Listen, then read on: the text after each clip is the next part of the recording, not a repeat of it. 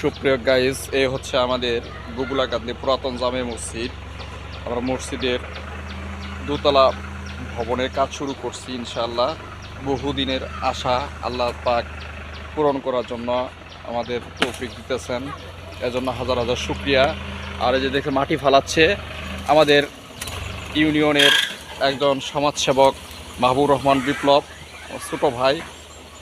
তিনি সমাজের জন্য অনেক সেবামূলক কাজ করে থাকেন। আমাদের মসজিদের এই যে 16টা পিলারের এই যে গর্তগুলো পূরণ করার জন্য এবং ভিডিতে মাটি দেওয়ার জন্য যতগুলা মাটির প্রয়োজন হবে সে সব দিবে বলে স্বীকারোক্তি দিয়েছে এবং অলরেডি মাটি ফালানো শুরু করছে। এই যে মাটি দিতেছে।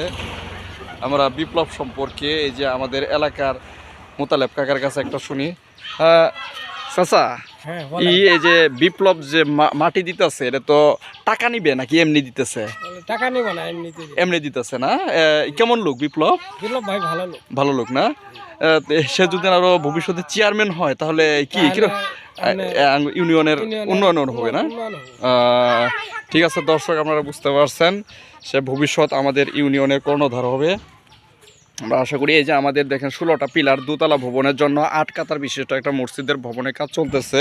যতগুলো মাটি লাগবে, আচ্ছা যতগুলো মাটি লাগবে সে সম্পূর্ণ দিবে বলে স্বীকারোক্তি দিয়েছে। সুপ্রিয় দর্শক, যে আপনারা দেখতে পাচ্ছেন এখানে প্রায় 60 থেকে 70 গাড়ি মাটি লাগবে প্রথম অবস্থায়। দ্বিতীয় অবস্থায় আরও মাটি লাগবে ইনশাআল্লাহ। আমরা আশা করি আল্লাহ তাআলা তাকে যেন তার মনের নেক মকসুদ পূরণ করেন এবং সমাজের আরও সমাজ সেবামূলক কাজগুলো সে যেন করতে পারেন।